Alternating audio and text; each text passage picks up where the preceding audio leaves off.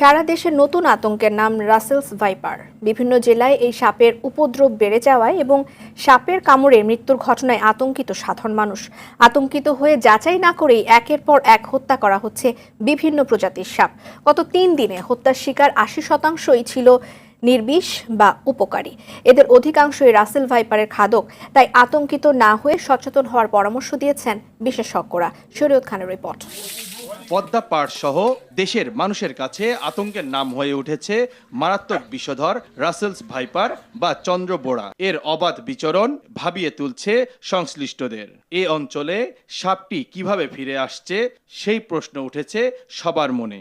Russell's viper যেটা বলছি, যে এই সাপ এই গত 10 বছর বা 12 বছরে অত্যাধিক পরিমাণে বেড়ে যাওয়ার মূল কারণ হচ্ছে এই তারা যে সকল প্রাণীর খাদ্য, এই সকল প্রাণী অনেকাংশেই কমে গেছে, বন জঙ্গল কমে গেছে।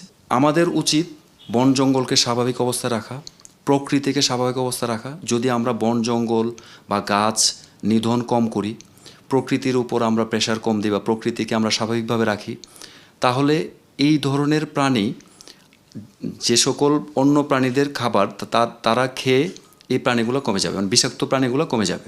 হাসপাতালে গিয়ে প্রতিষেধক না নিয়ে অনেকেই যাচ্ছেন ওঝার কাছে। এতে বাড়ছে প্রাণহানির ঘটনা।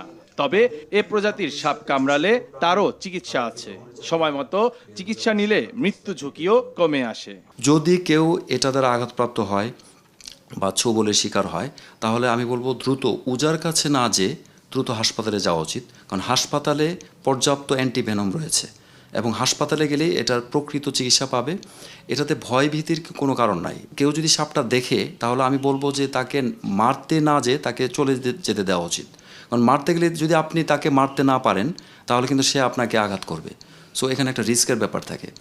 তো এই জন্য সতর্কতার সাথে চলাচল করাটা হচ্ছে আমাদের জন্য উত্তম। আর বন্য প্রাণী বা বন জঙ্গলকে স্বাভাবিক অবস্থায় রাখার জন্য বা বৃদ্ধি করার জন্য আমাদের আরও বেশি উদ্যোগ নিতে হবে।